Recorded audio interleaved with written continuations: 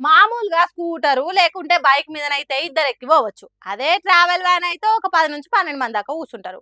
ఇక డ్రైవర్ తోటి కలిపితే ఇక గవర్నమెంట్ లేకుంటే ప్రైవేట్ బస్ అయితే 50-60 సీట్లు ఉంటాయి కాబట్టి మనిషికి ఒక సీట్ల కూర్చుంటారు.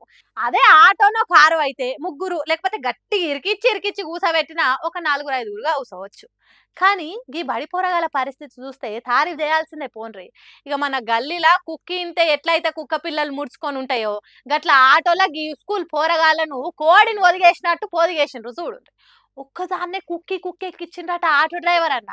బడికి ఎక్కించుకొని పోతుండగా ట్రాఫిక్ పోలీసులు చూసి ఆపనే ఆపిండ్రు. ఇక డ్రైవర్ను ఒక మల్క ఈరు మారార్చుకొని తిట్టుకుంటా కౌన్సిలింగ్ ఇచ్చుకుంటా ఆటోను సీజ్ కూడా చేసిండ్రట పోలీసులు. ఇగో చూడుండ్రి ఒక దిక్కు పోరల్ని దించుతున్నాడు.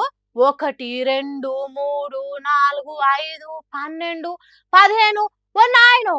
మగధీర సినిమాల షేర్ ఖాన్ అన్నట్టు లెక్క ఎక్కువైనా పర్వాలేదు కానీ తక్కువ కాకుండా చూసుకో అన్నట్టు ఒకరిని కాదు ఇద్దరిని కాదు ఈ బుడ్డ షేర్ ఆటోలా 23 మంది పిల్లల్ని ఇరికిచ్చి ఇరికిచ్చి ఊసబెట్టిండు. అసలు అలా గాలాడుతుండొచ్చినా ఊపిరి ఉంటదా పోతుందారా అయ్యా. అంత మంచిగానే ఉన్నది కానీ ఇంకో దిక్కు వాళ్ళ అయ్య వాళ్ళకన్నా తెలివి లేకుండా వచ్చినా పైసలు కట్టి మరి పోరలను పరిశాన్ చేస్తున్నారు. అయ్యో ఆగు ఆగు పోరలకు చెమటాలు పట్టే షుష్ అంటారు గాలాడక పాపం. గిట్ చూడుండ్రి ఆటో సైడ్ అద్దం కాడ బాక్సులు కూడా తలిగించుడు ఆ బరువుకు ఆ అద్దం కూడా ఉంటుందా పోతుందా అర్థమైతలేదు పోన్రి.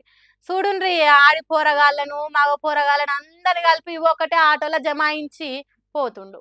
ఇదంతా నాగర్ కర్నూలు పట్టణ కేంద్రంలో అయిందట. ఓ అయ్యవలు జర మీ పిల్లల్ని కూడా ఓ కన్నేసి పెట్టుండ్రి లేకుంటే ఇష్టానుసారంగా తీసుకుపోతారు. జాగ్రత్త మలా అని అంటుర్రు ఈ వార్త చూసిన తల్లిదండ్రులు.